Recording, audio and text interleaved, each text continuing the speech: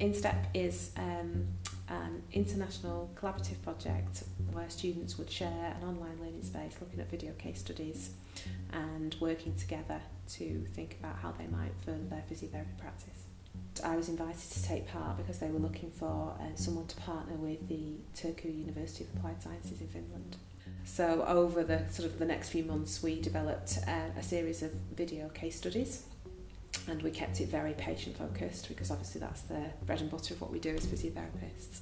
And we wanted to create an online environment where the students could get together, review the video case studies and then work on specific tasks so that they could learn from each other. We are quite restricted in the UK because of ethical conditions of being able to get hold of videos of patients. But in Finland we were very lucky that ESSA had links with the Parkinson Society and was able to actually film 3 patients who he'd had contact with in the Parkinson Society. So we created 3 resources for each patient. So one was an interview with a patient where they talked about their problems, their lifestyle, the things that were impacted by the disease. The second one was an objective video which looked at the patients doing particular activities, so things like getting out of a chair, getting in and out of bed, going up and down stairs. And then the third video was related to some standardised outcome measures that we might use on patients, so testing things like balance and walking. So we created an online platform using something called Eliademy, which was a free platform that we could devise our own tasks within that, and we wanted something that was accessible to both sets of students and that wasn't institution specific, so that we didn't have the issues of firewalls and so on, so that the students could get access easily.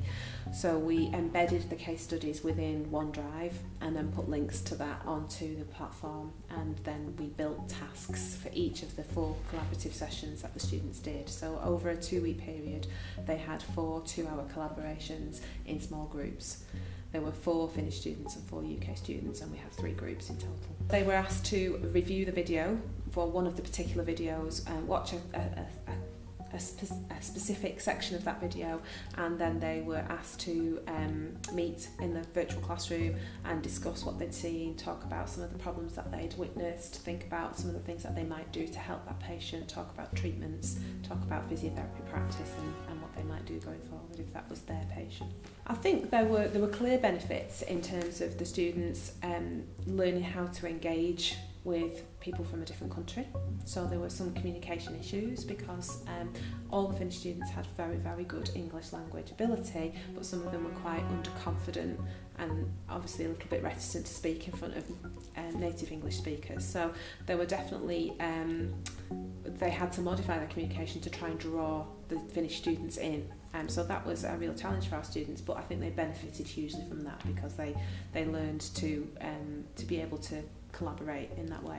They benefited because the Finnish students were at a different stage in their training, so they were already out on clinical placement, they'd seen patients with Parkinson's disease, they had real life practical examples to talk about, so they were able to discuss that, and I think they benefited because they started to understand that whilst there are cultural differences, there are still a lot of similarities in physiotherapy practice across the world.